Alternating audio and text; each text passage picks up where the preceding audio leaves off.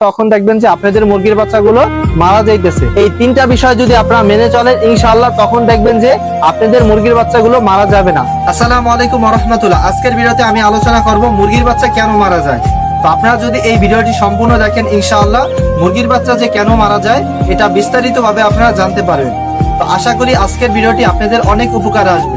মুরগির বাচ্চা কেন মারা যায় এইরকম আমি তিনটা কারণের কথা আলোচনা করব। এই তিনটা কারণ যদি আপনারা সঠিক মতো মেনে চলতে পারেন তখন দেখবেন যে ইনশাআল্লাহ আপনাদের মুরগির বাচ্চাগুলো মারা যাবে না এবং খুব তাড়াতাড়ি বড় হবে এবং সুস্থ থাকবে ইনশাআল্লাহ। সর্বপ্রথম আপনাদেরকে মনে রাখতে হবে একটা মুরগির বাচ্চা ফোটার পর থেকে যে কাজটি করতে হবে অবশ্যই ব্রুডিং এ রাখতে হবে।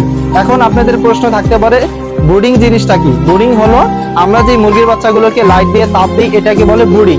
ব্রুডিং ব্যবস্থা যদি সুন্দর না হয় তখন দেখবেন যে আপনাদের মুরগির বাচ্চাগুলো মারা যাইতেছে। তো আপনারা জানেন যে আমরা এই জায়গায় মুরগির বাচ্চাগুলো ব্রুডিং করে থাকি। তো আমাদের এই বাচ্চাগুলো কিন্তু আমরা এই বড় খাঁচায় আনছিলাম।